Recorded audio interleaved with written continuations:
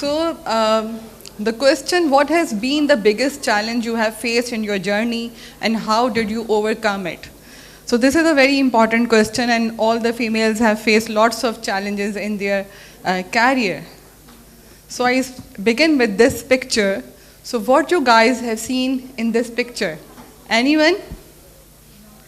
What you guys seen in this picture? All men. All men are sitting in the front rows. So this is the picture of yesterday in one of the endoscopy live workshop. So it's a patriarchal society in Pakistan. They don't want females to come forward or sit in the front seats. So this is the number one challenge we are facing in Pakistan. So what are my challenges? So women in medicine often face gender bias, systemic barriers, and personal hardships. Gender discrimination in medical leadership roles, institutional and administrative hurdles in my institute, facing harassment and workplace hostility which could have derailed the career path, balancing professional commitments with personal responsibilities, balancing motherhood of 3 young daughters. I have 3 daughters of 3, 7, and 8 years old with a demanding medical career, being a supportive wife to a doctor, dean of medicine, while pursuing one's own academic and clinical excellence. So this is the harassment which I have faced, and currently still I am in this process. So JPMC panel, JPMC is the name of my institute, Jinnah Postgraduate Medical Center, which is the largest tertiary care hospital in Pakistan, to probe allegations of female doctors' harassment.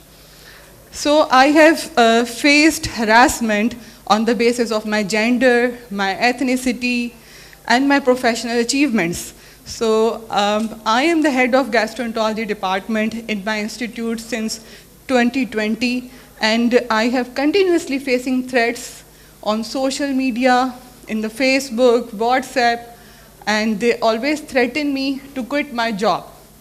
So I am the first gastroenterology supervisor who started gastroenterology training program in Pakistan public sector hospitals. So how to overcome it, the harassment from the colleagues? So it takes immense courage to speak up and take action against workplace harassment. Raising your voice and seeking legal recourse can be powerful steps toward addressing the issue and finding justice. So I have been very proactive in dealing with the situation. I have joined talk shows on the TV shows and various platforms to share my experience and possibly create awareness among the people. Involving law enforcement or legal pathways was a structured step to address the harassment. So this is very important. You don't be scared of all these things. You have to come forward and you have to address these issues on the structured way. So this is my picture back from 2021 when I was pregnant as well. And I faced severe harassment, and I joined the talk show, and I have discussed all the things with the public, what I have faced in my institute.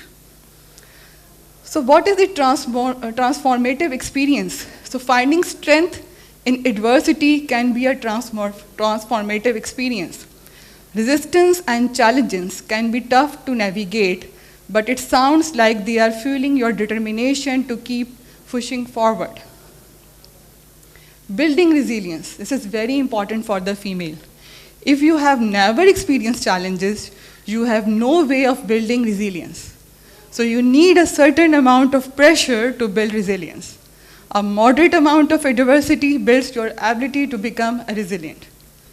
And once you have developed the reservoir of resilience in you. So how to maintain that reservoir? Because in your career, you continuously face challenges, threats, harassment, many things.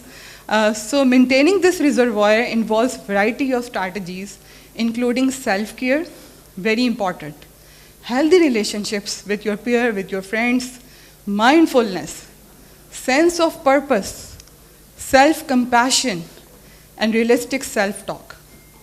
So building resilience is a dynamic process that requires regular effort to recognize stressors, assess existing resources, and implement replenishment practices, such as taking breaks, exercising. So I will show, so keep busy, keep doing your good work, and show the world what you can do. So we know we should take healthy diet, do regularly exercise if you want to do endoscopy for 30 years. It's very important to do it, exercise. Pray, offer pray. You have to take help from Allah. Enjoy your life. So we know it's so why don't we? So I end with these two quotes. A woman is like a tea bag. You can't tell how strong she is until you put her in hot water. And believe in yourself and all that you are. Know that there is something inside you that is greater than any obstacle. Thank you.